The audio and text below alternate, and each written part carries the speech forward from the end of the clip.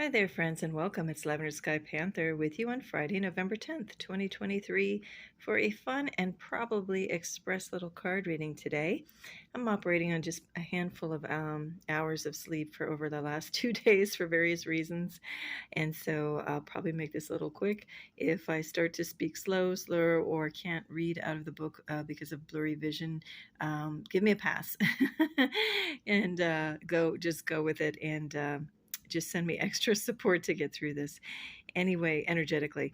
So the overall theme, and I've already, I did connect in with the cards earlier when I was not as tired, and I already flipped them over so that this can go a little bit quicker.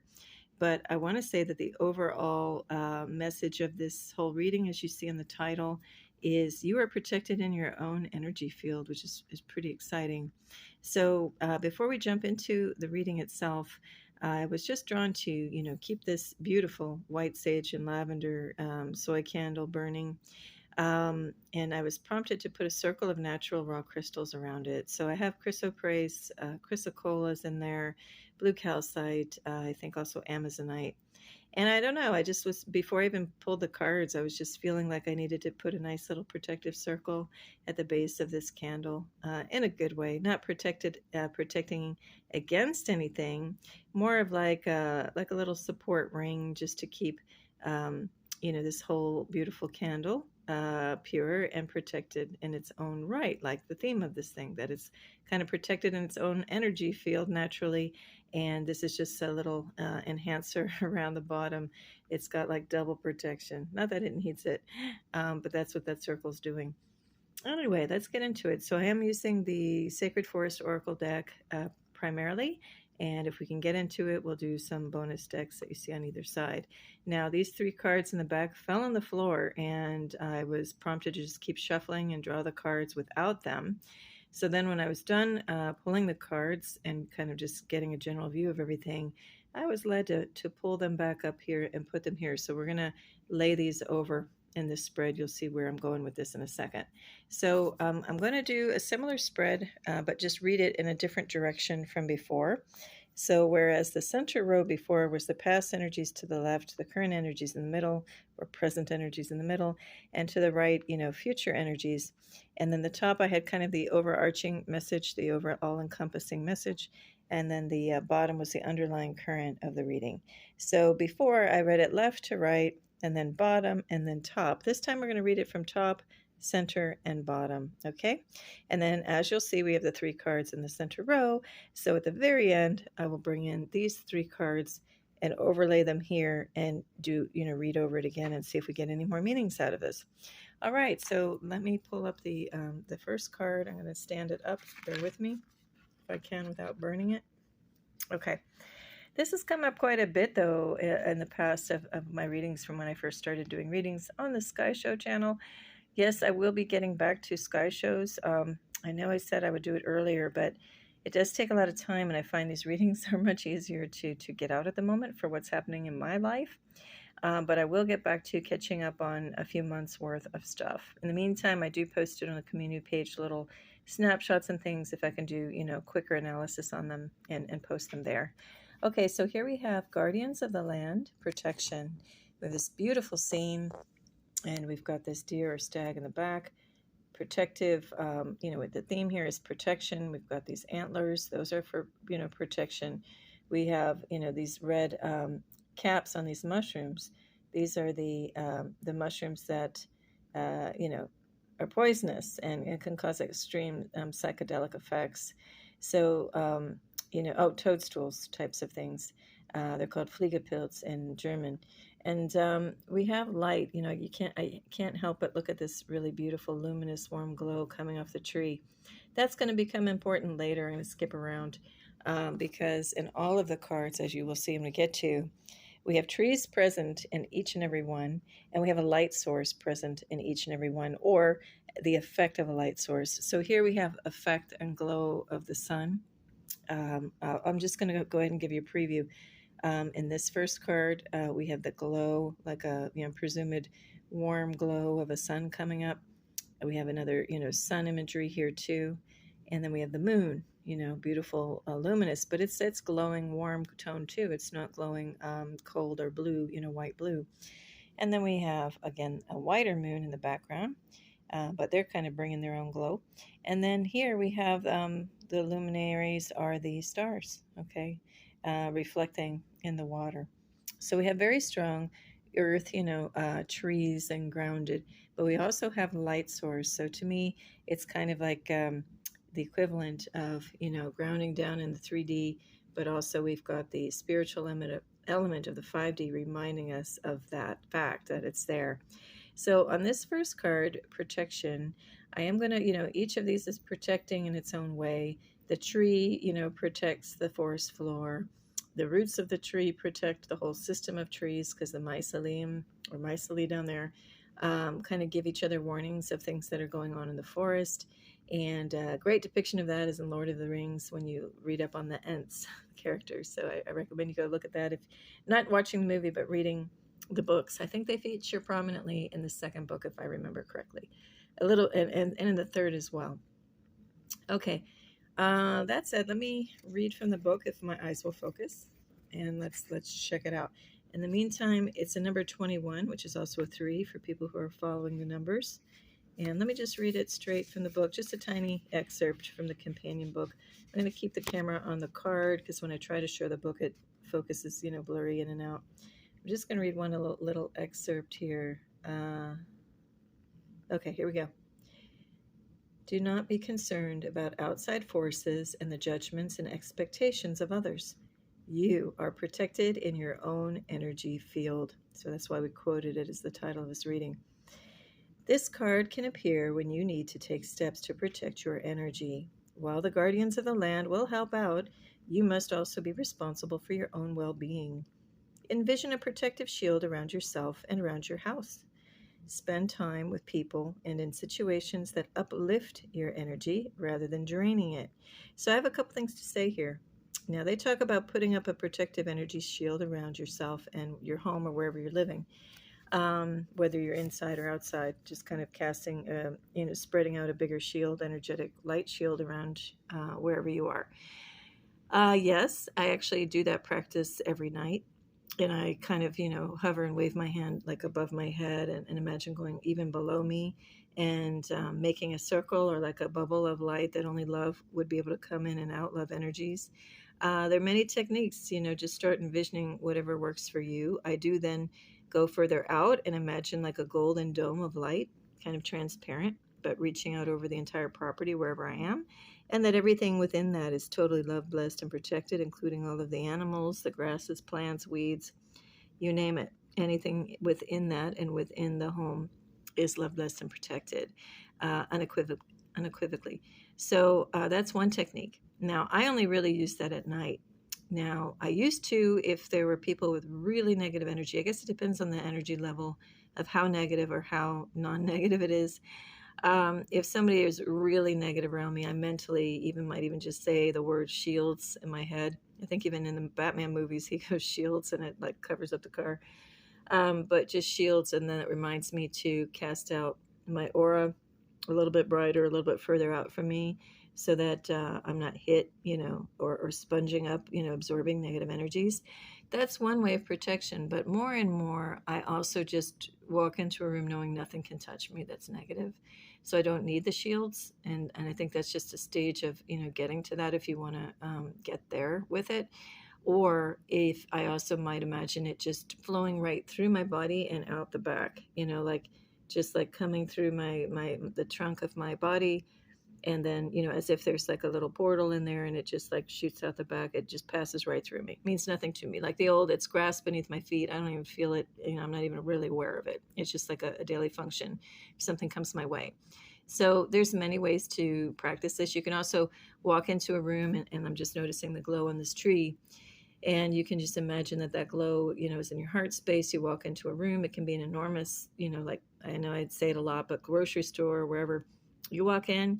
And you just imagine the brightest ball of light just radiating out from you, shining out in all directions. And so much so that everything within that container, however big or small that store or shop or industrial like warehouses, you're just shining out and flooding the entire place. That light is taking up the whole shape of that container like gas would, except a glowing ball of light, and everything in there is just diffused with it and bathed in the divine light. And as you walk through, you just imagine being that divine light just shining out, this beautiful golden healing, golden warm light. And you don't need to stay long on that. You just envision it for a second, consciously walk in and do that. And then you'll really start to see people literally lighting up all around you and looking at you in childlike wonder. If you forget to do that, it still might happen, because sometimes there's no control when that thing really wants to shine and affect people. You just do it naturally. You're out in nature just by virtue of being you. That's what you make happen. Okay, so anyway, that's our overall message here. So let's see how everything ties in. So now we're going to go to past energies. We have Foggy Bog. Actually, I'm going to do the camera like this time. Foggy Bog patience. And I had to look it up. I am familiar. This is a bird that's common in the Everglades near where I am in Miami, Florida. And there's the great egret and there's the great white heron. And they both look very much the same on the upper body. So I had to look up what's the difference again. And the difference is the leg color. So the great egret has black legs, and the great white heron has yellow, golden yellow legs. Now, why does that matter? Yes, it does matter.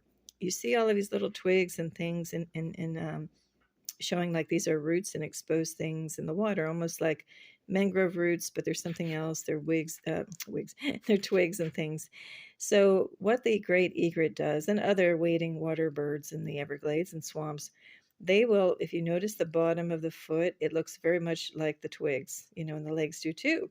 So it will stand there and, say that foot is submerged in the water, it will stand still and become completely still. That's why the patience, and wait for the fish to kind of swim up, because it starts to think that this is just wood. And the shape of that, if you imagine if that were a human hand going down with the fingers in that shape, it creates like a little protective dome, like, an open one. I think if you get what I mean.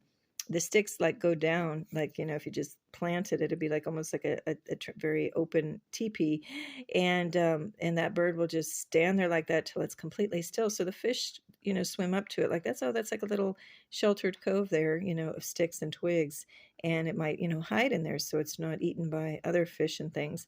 So anyway, it lets everything come to it, right? So it's got the sun shining within. If that were in that bird's heart space, it's just glowing and getting to such a peace and a calm that the fish can't distinguish that this is a living being. It's just like other twigs are living, but, it just thinks it's part of, the plant life, nothing that would harm it. So it comes up and it feels very safe and protected. And in a way, this bird is protecting them, but maybe only for a few moments until it then might like spear them and eat them. But the point is that back to our theme of, you are the protection, you're the energy, you have an energy cast out around you to protect yourself. That's what this bird is doing. It's got this glow. It's very sure in itself that it's got the one leg is, directly straight up and down. It doesn't even need to stand on two to be stable, Now, it looks like it's in a state of just cautiously almost about to put its foot down. And that's how slow the past energies are. Like you just maybe feel stuck, feel like you're waiting around. But like I said in a previous reading, you're not really stuck, you're growing. Like this light is having a chance to grow and grow and grow even bigger and bigger. While you're in this stillness, you're able to really connect in. So it might be, you're like just like putting your toes in the water instead of wanting to just dive into the deep end. I think you're awake and aware that there's a reason why there's a little bit of a stall out, and it's just something greater than you is just making you pace yourself. And I speak for me too. I mean, that's exactly what's just happened to me recently, and I thought I was through it, and now nope, we're back to patience again as of today. So anyway, the more patience and still we can get and connect into infinite source and get to that nice calm, it's almost like time stands still. And if you can make time stand still, which we can do when we're in a meditative state, that moment of timelessness, or being out of kind of space and time, is a beautiful moment, actually, as beautiful as this glowing, ball of light. So enjoy those golden moments wherever you are at, even if it's like a little past your comfort zone, to wait that extra beat. Like, I'm sure this egret could say, hey, I just want the fish already. Why do I have to stand around and go through all these theatrics and create, pretend to be sticks? Why can't I just spear that fish? Well, there's a natural flow. There's a natural, the fish need to be ready to come up, and maybe they get those last few moments of life on this planet in that form, before they need to, quote unquote, shift, somewhere else with their little spirit bodies. So they're savoring those moments in the water. And it's a symbiotic relationship. And that bird isn't just saying, oh, I see it, I'm going to, kill it. It's like, okay, this is a harmonious relationship, and let's let them savor that water. I can be gracious and still impatient and allow that to happen. At the end of the day, I'm still going to get those fish. And at the end of the day, at a certain point, those fish will die naturally or be eaten. So it is just, reaffirming that cycle of life. And are we going to rush through it and miss it? Or are we going to savor each and every one moment as a golden moment, even if it seems grim or dark, or mysterious, like in this mist, or we can't see what's coming next? That's why it's so important to enjoy the now. Yes, it can be better on the other side of this veil of mist. It might also go down a bit and be a little worse for a bit before it gets better. So that's why it's good to just, enjoy the right now and the present. Now we're going to move on to the middle card. I'm going to keep them side by side because they relate. So we have Aspen, Spirit, Courage. And Aspen, as I mentioned way back when I pulled this card, apparently in the Celtic times, the Celtics used to aspen, maybe even rowan, to create shields. And I think they called it the shield tree even because they did that. Now, the shields, supposedly too, they planted aspen and rowan near the communities or villages to also extend that shielding protection. Like we talked about the technique of, shielding you and your house, that visual technique. They would plant trees to do that symbolically. And I'm sure ones that were in tune with nature would even connect in with the trees and thank them for, protecting the community and offering its different gifts. I think rowan has berries. I don't know what they used them for, but all parts of the plant are useful. The roots, the leaves, we've talked about that in previous shows too. And of course, the raw wood for any number of things, including building dwellings. But in this case, with the Aspen Spirit card, I'm feeling like this castle is more depicting like a mushroom or a cluster of mushrooms springing up out of the ground, where the caps of them would be a little darker than the stalks or stems. I don't know what they call them. And, just reminding me, because we've got the mushrooms over here too, but they're protecting themselves in a totally different way. Here, the caps are the protection for the growth of the stem or stalk going up. And so it just naturally embodies its own protection there. And I can't help but notice we have a little bit more of white light in the background, burst of white, but we get this warm glow. And when you have the patience, you learn to really connect in. Then you also start to learn how to alchemize certain situations, transform them, just by tapping into that infinite glow source in your heart space. And look at that's a concentrated ball, because again, the leg is, moving right straight up into source and straight down into the earth. Then as things progress and we need to maybe get past the patience phase and move into courage to stand strong in a different way out in the bigger world. And so that glow, it's still within us here, but now it starts to spread like all the leaves, of the golden leaves. And now that ball is a little less internal, and we start to alchemize stuff. We still stand there with the light within us, but now we start to see the world around us start to change and become gold. And maybe, a moment before, if we just use this as an analogy or an allegory for mushrooms springing up, maybe before that mushroom cluster, we'll call it, even got there, things were a little more, dark in the background. But then once this new life, comes shooting up, it starts to, spread even more light, like we would if we went into that store and just, imagined in our mind's eye that we're just lighting up the entire room and everyone around us. Okay. And transformation, of course, we've got butterfly imagery there to echo that. Actually, I didn't go to the numbers for people tracking the numbers. It's number 3. So actually, we have the 21 or the 3 right above it aligning. We have a sorry, I think that's an 8. Yeah, 18 or 9. 9 is for completion. So, this egret is solid and completed in itself, that it can sit and be present in the moment of patience and look at it as a golden moment and not as like a torture, like if these were thorns in its side, right? So now we'll go past the middle card. The present is courage. That can mean any number of things, but I think it's just courage to be you and express yourself however you please. So you want to express yourself with color, with blue. You're tired of being golden all the time. Do it. Express in whatever way that is significant and means something to you, whether you're singing or whistling, or you don't like to sing in front of others, sing in the shower. That's acoustics get really great there. You don't want to do that. Express yourself with painting. You don't think you're a good artist, finger paint. One of the very first exercises we were taught as little kids in nursery school, pre-nursery school even, was to put some watercolor on a piece of paper and get a straw and blow it around. Just tap into whatever works for you, and see what you like if you key more into earth or water or fire or air, and use those too. Let those guide you as far as what techniques you might do in that like painting example, right? All right, we're going to move along. We have magic, and then we have moonlight enchantment. And we have what at first, at glance, I thought that could even be a bear, but of course it's a wolf howling at the moon. It's number 25 or number 7 for people tracking the numbers, following along with the numbers. And I love this because it's kind of like, if we look at it all together, we have the patience and the courage, and then we have the magic. So in this case, I feel like we're in the present moment, building up that courage to the point where we don't care what anybody else says. We really know who we are. And when I say we, I may flip between we, because I do include myself, or I might just say you. So they're going to be interchangeable. So don't worry about splitting hairs over that. But anyway, I'm feeling it's very much we energy. I'm here on the same boat with you guys.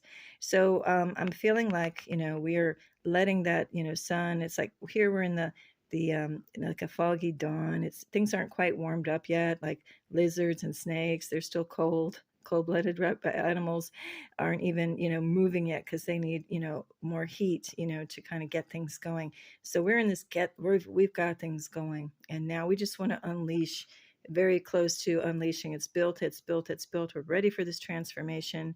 These transforming butterflies, they're right here, but they're ready to fly right over here.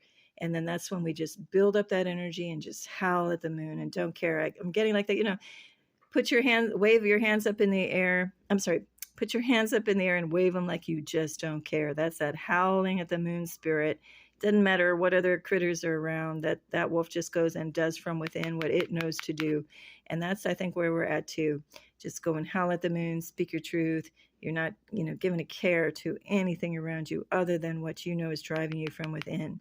And we're supported by that glowing moon. It's not a cold white moon. It's glowing. It's like on fire, just like the spirit that's leading us to build up to a crescendo, just to really unleash our full energy in the most positive way possible, that will bring about the magic and the enchantment. And actually, the aspen and the rowan, I forgot to mention, were considered not only to shield and protect, but also to bring like a protective magic about wherever it was, right? Okay, so that all reinforces that message. Now we're going to come down here, and we have wood nymph. I'm going to read these as a pair because they came out together. We have 52, which is a 7. So look, we have it flipped around. We've got 25 and 52. You might want to go look at those numbers. As I always like to say, at Australian blog site, just internet search it up. And it's Angel Numbers, Sacred Scribes with Joanne. I'm sorry, Joanne Sacred Scribes Angel Numbers, something like that. You'll find it. And just type in 25 and look at the meanings, and then type in the opposite. You'll probably get the same meaning, but check it out. All right, or put in 7s. Okay, now we have Wood Nymph Beauty and Reflecting Pool Stillness. So I'm just feeling like it's just, okay, know that you're your own protective shield with your own energy. And we've got that glow all about, we're just only affirming that we are strong and building and creating that magic, doing the alchemy for transformation and creating the magic, or just standing still, that we have the whole toolkit of whatever we want to do, kind of mastery of being in touch with nature and aligning with the source. So over here, wood nymph, we have beauty and stillness. And I think we're doing all of this with style and grace. Okay, inner beauty and outer beauty. We ourselves are transforming, because the more you can just get into this connecting, everything around you transforms as well into your perfect state and your highest version of yourself.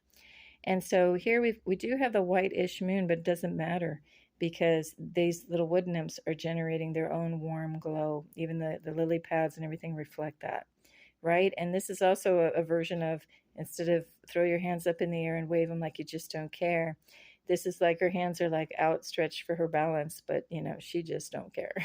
Okay. Then we have, just feeling so good in yourself, and just expressing yourself the way you feel connected and guided in with nature. And it's kind of like that dance like nobody's watching, although a lot of people love to dance while people are watching, I'm sure. But it's kind of that energy, like she knows she's set apart a little bit. These two dresses are white for just a state of being in touch with yourself, your most purest form. And so it doesn't matter who's kind of around, but they're in this case kind of neither supporting nor detracting from her. They're just kind of there, like a part of nature itself too. And she's in a state of alignment, and knowing that the source light is there. We can just say in this case, even though it's the moonlight, we can loosely tie that with like a source light, one source light connecting with source. And so she's aligned with that. Even her head is kind of angled up toward that moon, that source light. And so it's really just her in her own world, and in that state of connectedness. It doesn't matter what's going on around her. Nothing is as quite as dim or colorful as where she is in her own world. And if she sits in that state long enough, pretty soon all of this will start to transform her around her too, because probably she'll be in that state for quite a while. And when dawn comes, the warm glow will come, and then if this is her, everything around her will start to brighten up as well. All right, so now we're going to go to, what number is this? 33 or 6. Okay, so this one is stillness. Now, it's funny because this woman is reflecting, apparently, in a pool of water, okay? Much like, she's even got the white and black and the gold. So we've got the black legs, the white, and the golden beak. So she could be a little personification of an egret, a great egret. However, no, we're shown that now she is the swan. Now, what I like about this is this card, we can flip it around, because these really look like they're reflecting, apparently reflecting the stars and the heavens. Although I guess it could just be some kind of shine, in ripples in the water. But what I'm gonna do is flip this around, because then we see it as, we'll put more of the focus on the cosmos and the stars, and even that little number tag could be like the moon, right? And that, maybe, no, she is a reflection of the swan on a cosmic level. Now, there is a constellation called Cygnus, Cygnus, Cygnus, and it's also called the, what is it called? The northern something. I'll think of it later, perhaps. You might want to look it up. But anyway, there's an asterism for it, and it's called the something north. Not the true north, something else. Anyway, maybe look that up. I'm not going to think of it right now. But anyway, there is a constellation that's like a flying swan. And so if you want a little challenge and you're not familiar with that constellation already, you might want to look it up and look at the individual stars that make that constellation up, and maybe see if any one of those speaks to you, to look into that further. Okay. All right. Let's see. Okay, so that's enough for that for now. Now I'm going to go to these 3 cards and bring them over here and lay them over on top of the center 3. And let me do it first, and then I'll go through and read it, okay? Because they really fell on the floor in an exaggerated way, so that's why I want to integrate them in with this reading. And so now again, if we go back to that we are, you know what, let me read it again, because now I forgot already how it goes. Again, lack of sleep will do that to you. And it was the statement, you are, let's see, you are protected in your own energy field. Yeah, that's the energy I want to capture. You are protected in your own energy field. So again, let's tie that into now the new 3 set of cards. Okay, we got the wolf, spirit, family. You know what? And that's 51 or number 6. If you're protected in your own energy field, you could, also compare that to being a family unit. If you're a tight family unit and close, It's like all of you like travel together in a unit, and that protective energy field expands not just from the individual, but the individual is the connectedness of the three becoming the one as you move along, right, with the pack. I love that we've got some aurora borealis back in there showing the energies of what's going on in the north, somehow tied with magnetics or electromagnetics. So we've got big energy coming in through here. Now they do show one wolf, kind of more like the matriarch or patriarch, or the big, maybe big brother or sister watching over. But it doesn't matter when you move together along as a family. It is just kind of one beautiful energy, right? There's a book, I'm thinking of a children's book called Wings of Fire.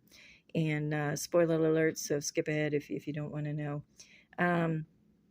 But there's a type of dragon called the mudwings, and each of these dragon types in the book have their own way that they live in community, and have their own families. So this mudwings, they had a thing called big wings, where there was like the biggest one that was the most had the most courage and whatnot, was the one that kind of led the whole group. At a certain point, was the different siblings would be under his or her protection. Okay, so you might want to go look at that book series. I know it's for children, but it's actually really for kids. I would say like 10 and up. All the way to big kids, like adults. So I've read that whole series, and I think I mentioned in a previous show, just the first book I found unnecessarily graphic and kind of brutal. But second book on, again, I think they learned not to do that because they were losing a lot of audience that did not want that. And so they totally tamed it out, took all that stuff out for, second. And then in the newer books, got a little bit better. There's a little bit of predictive programming and agenda writing in there, but also some big hint drops. And I think at the very end of that series, in the last book or two, that's not the author's work. Her name is Tui Sutherland. I think that's how you pronounce the first name.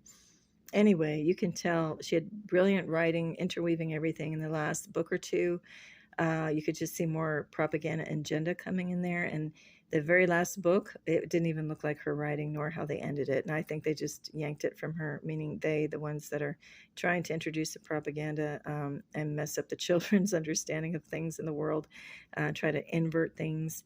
I think they kind of got their hands on it and distorted it. So, but anyway, some of the earlier books, the core books, there's a nice spirit in there. Anyway, just reminded me of all of that.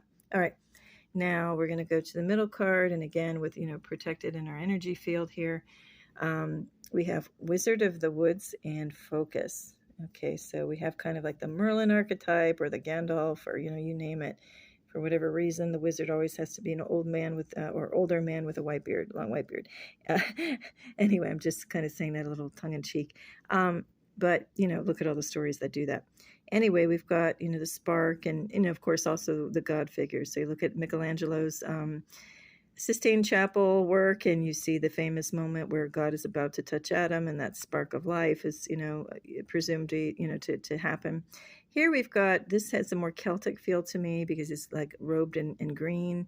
And to me, that's that like Celtic spiral that you find in the pictographs I've talked about in other readings, signifying going into another dimension. Or, if we turn the card on the side, kind of skewed, that could be a galaxy, spiraling around. Anyway, in your own energy field, clearly, there's a time, like I said, to have that kind of, give me 1 second, I'm sorry about the camera work. There's a time to consciously think, okay, I am the shield, and I'm shielding things away from me. Or there's times to walk in the room and say, I am generating out the light. In this case, the wizard, again, has any number of tools at his or her disposal, and can just, to the point where he's so focused that he can just shoot this, create and shoot this out of his hand and direct it with direct focus somewhere. So it's not just flooding the area with a shield or being the light that's radiated out and flooding a whole territory.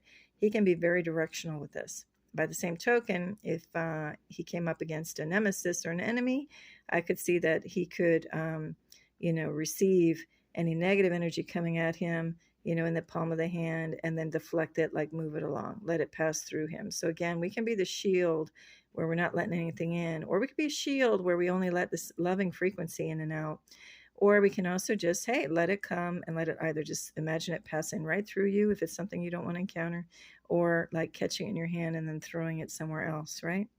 You can even look at it, stare it head on, whatever negative energy is coming at you, and in your mind, just vanquish it and pulverize it. So there's a lot of different ways for protection. So, and here's, we're learning, showing another technique of focus. Okay, then we come to the fire spirit energy. And again, protective energy. So she's embodying and kind of showing us that we've got this raging, powerful energy coming down. And does she look like she cares whatsoever? No. She's like, bring it, and I'm going to balance it and transmute it into an energy that I want to use. I don't want to use this. I'm going to be the step down transformer and start transmuting that energy. And even her dress starts to turn into the trunk of the tree.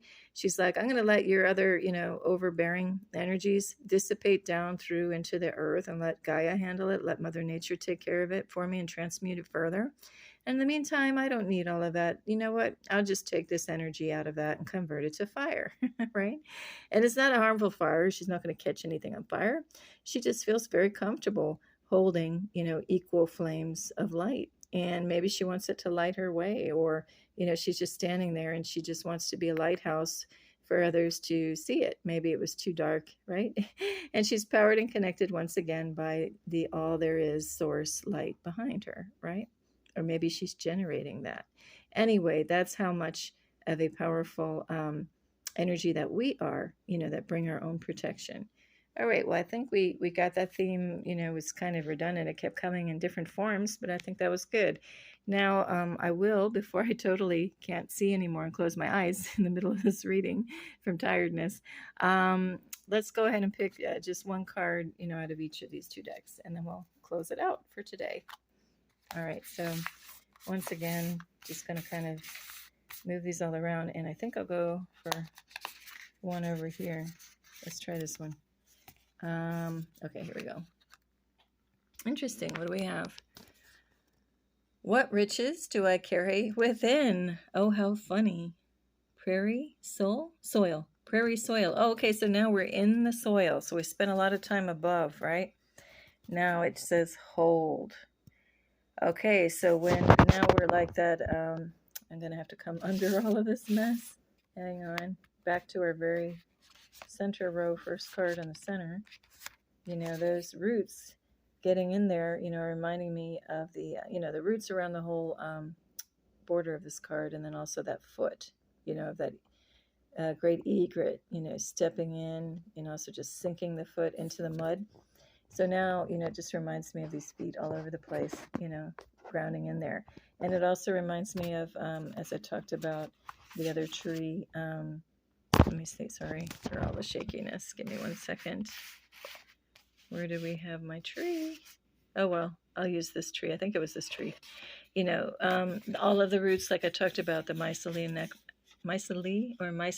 network, where, all of these little myceli on the roots, go into the soil, and they send signals and pulses to the other roots of the other, trees in the forest. So that's what I brought up this tree, because we see the prominent roots, and you go down further beneath the soil, and that's where the real activity happens.